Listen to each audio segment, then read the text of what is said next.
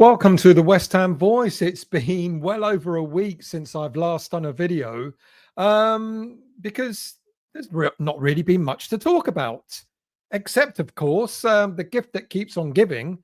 The transfer window just comes up with these little gems every now and again, and you think, get back in the saddle, because to talk about the first story is just like, well, I don't know, you make your own minds up. And that's the story that apparently Niclas Fullkrug from West Ham United is being targeted by that little known Spanish club, Real Madrid.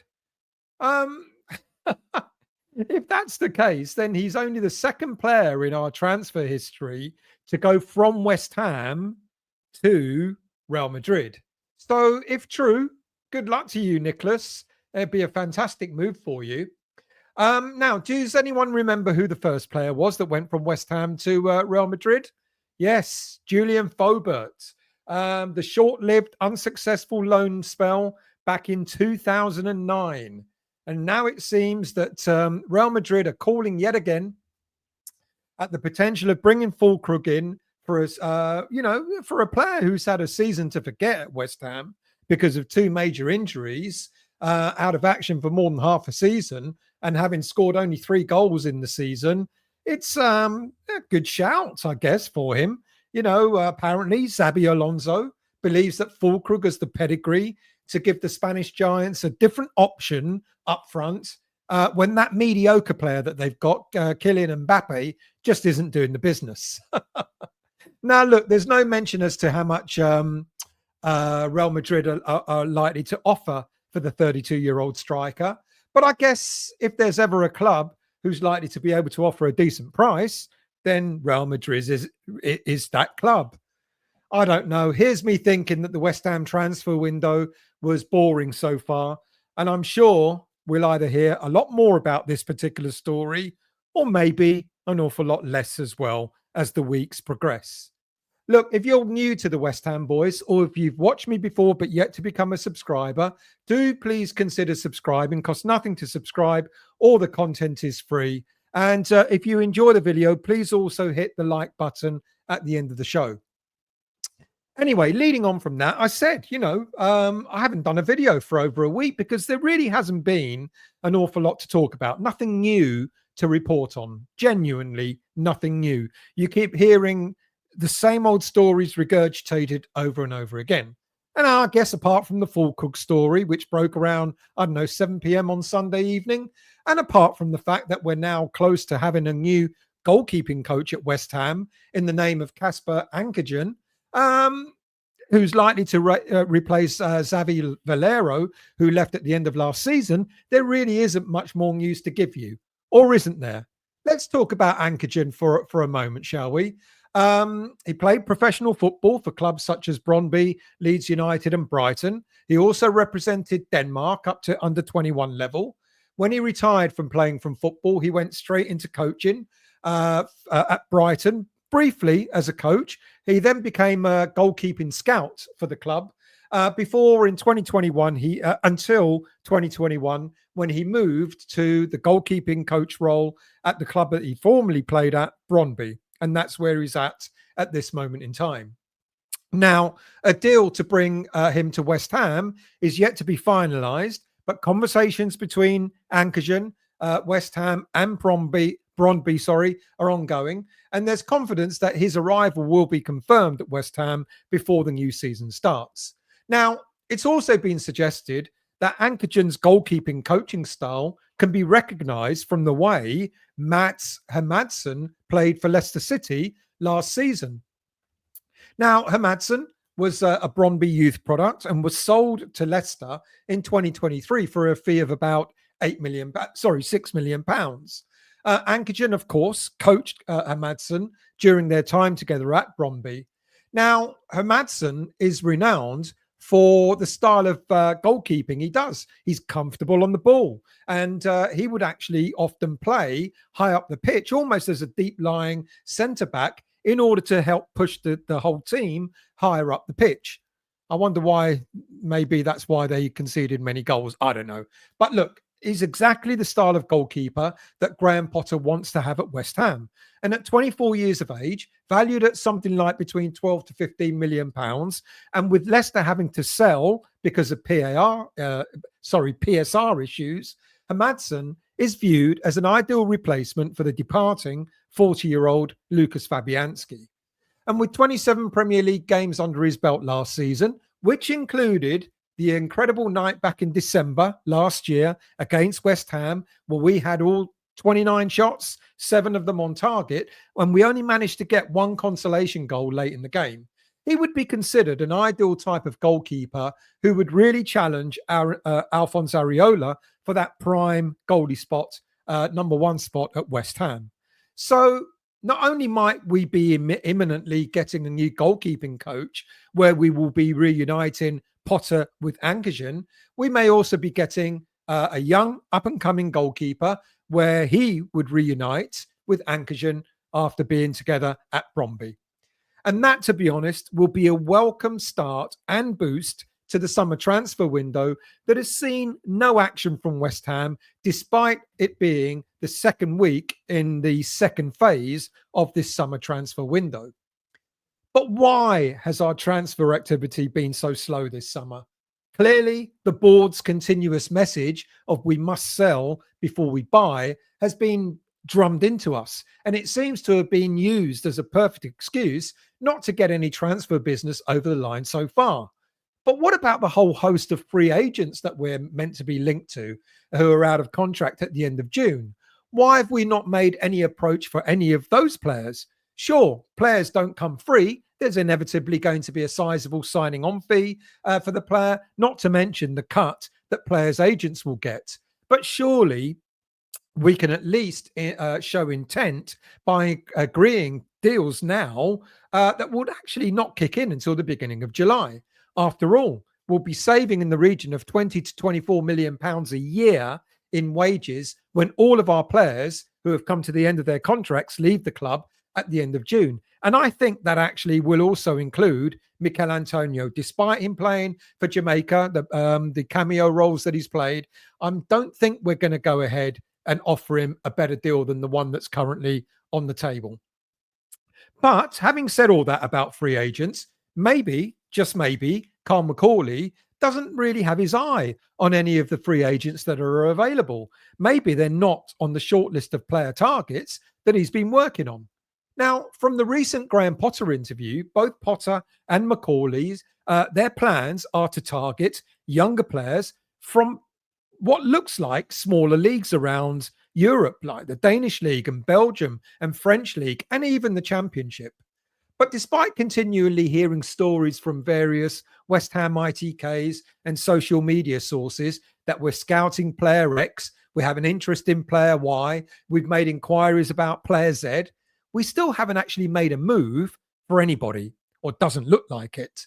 Now, when the social media font of all West Ham knowledge, Hammers News, claimed last week that we could actually buy players before we sell, going against what the board have been telling us, do any of us believe that to be true? Last Friday, the Hammers News headline said, West Ham dropping a bombshell that changes the entire landscape of the transfer window. Now, apparently, Hammers News approached a West Ham insider. Well, we've all got West Ham insiders these days, don't we? Even I have claimed to have had a West Ham insider every now and again. Anyway, they asked the insider a question which went along with the lines of this, quote, the worry and anger from fans stems from the fact that the club are saying we can't buy until we sell. But if there's a possibility we would be able to sign some targets on the basis that we know we're going to bring in a certain amount of money through sales at some point in this window, would it happen? Unquote. Well, the response from the leading insider source said anything is possible. Now, whilst this might have been interpreted by Hammers News as welcome news, that we may indeed buy before we sell, I, for one, didn't believe this. I think, that comment was made maybe just to appease more than anything else, rather than it being factual. And this takes me back to what I believe will finally be the up and coming week of transfer movement at West Ham United this coming week, maybe even as early as today, Monday, for two main reasons. The first is that Graham Potter has stated that he would like to have new faces at the club before pre-season starts. And pre-season, as far as we're aware, will start in around 2 weeks' time. The second reason is that it's my understanding that we could actually be close to getting what might be deemed as our first almost acceptable offer for one of our players this week. And that bid is likely to be for Nayef Aguerd. Now, since before the summer transfer window opened until the present day, it's been reported that at least a dozen or more players have been linked with moves away from West Ham United. We've heard stories of, the main ones really have been primarily Mohamed Kudus, Nayef Aguerd, ironically Maxwell Cornet and Andy Irving. Now, as far as other players are concerned, rumours of them potentially leaving West Ham have gone a little bit quiet. So that's not to say that there's no interest in the likes of Edson Alvarez or Thomas Soucek, but it's primarily Kudus, Aguerd, Cornet and Irving that we've been hearing about a lot more lately. But as I've said, as it looks as summer activity is likely to start in earnest this week. Now, if an acceptable bid for Aguerd is made, then we could finally see, as I've said, our transfer window coming to life. Now, we all know Aguerd had a successful loan season at Spanish club Real Sociedad last season, and he's made it very clear he doesn't want to return to West Ham. In fact, he did well enough to garner interest from clubs such as Spain, France, and Italy in Europe. So Roma is said to have made an initial bid or an inquiry of around £15 million. But West Ham rightly believe that the player is worth much more than that. Now, although we're unlikely to get anywhere near the 30-odd million pounds that we spent on the player, I think a reasonable fee of 20 million, perhaps with add-ons, is quite reasonable to expect. Now, we've also heard a lot about swap deals for most of our players, but it's evident that Graham Potter and Carl Macauley seem to have zero or very little interest in swap deals for any of the players that we've got or any of the players that have been offered to us. They're either too old, not good enough, or simply not on the short list of players that Macauley has identified.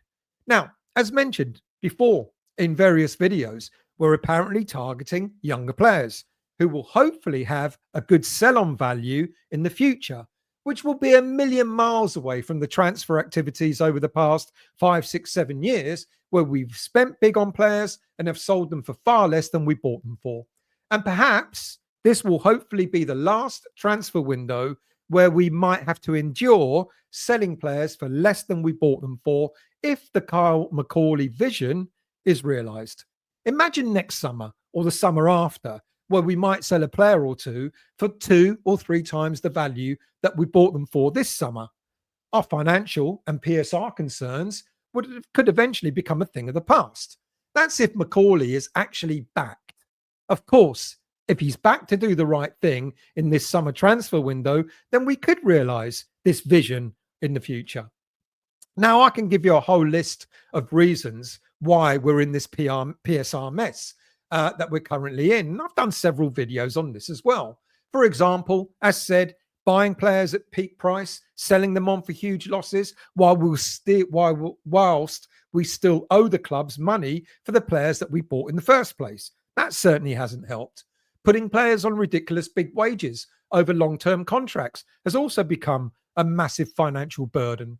We can point fingers of blame on previous managers as far back as Pellegrini, Moyes, Lopetegui, as well as Tim Steidten for having been so wasteful in the transfer market. But ultimately, the blame really lies with the West Ham United board itself for having allowed such mismanagement of player purchases, player sales, player contracts, big player wages under their very noses. Every single deal concerning a player has been signed off at some stage by the board. If it wasn't Moyes or Lopetegui or Steidten, etc., they didn't have carte blanche to do anything they wanted, despite being told otherwise. Every single deal has been signed off by Brady, Sullivan, perhaps even Kretinsky.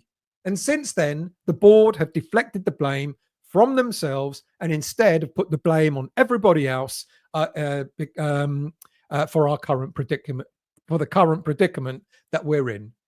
The board haven't hesitated to throw anyone apart from themselves under that bus. Of course, doing it through leaking information to their favorite social media mouthpieces. Now, that's not to say that previous managers and Steiden are exempt from taking some responsibility, but it is the board who allowed these deals to happen, which further demonstrates everyone's fear, every West Ham fan's fear, that the board simply do not know how to properly manage the footballing side of things at West Ham. But with Macauley and Potter at the club, perhaps we're finally looking at doing things a little differently. We've been here before with Steiden, etc., but maybe this time it might be different. For example, we've not jumped at the chance to exchange any of the players for those offered in the swap deals that I've just mentioned. Let's review some of the swap deals. For example, the first being the various players made by Chelsea in exchange for Mohamed Kudus. Now, whilst on paper, the likes of goalkeeper George Petrovic, who had a successful loan period at Strasbourg last season, or even defender Trevor Chalobah or midfielder Kiernan Dewsbury Hall might all be decent enough players to bolster our squad, it's evident that Carl Macauley thinks otherwise. Most, if not all, of these players from Chelsea are almost definitely going to be on huge wages, and it's also possible that they've reached the highest value that Chelsea can probably demand for them. Their values can only then stagnate or go down from this point on. Arsenal have also tried a bit of a cash plus player swap as well for Kudus, where they've apparently offered left back Alexandra Zinchenko for Mohamed Kudus. Again, Zinchenko, 1 year left on his contract, 28 years of age, yet another player who's likely to be on big wages at Arsenal and who doesn't fit the type of player that Macauley would be targeting. And again, another player that will have very little sell-on value. And of course, there was the apparent player exchange interest from Man United, who were offering Jadon Sancho, who was on loan at Chelsea last season, in what looked to be a straight player swap deal for Kudus. But with Sancho demanding a salary of well over 300 grand a week, that was never going to be on the cards. It was never going to be a realistic option. The only club so far who's actually looking at making a straight cash offer for Mohamed Kudus is, ironically, Tottenham Hotspur.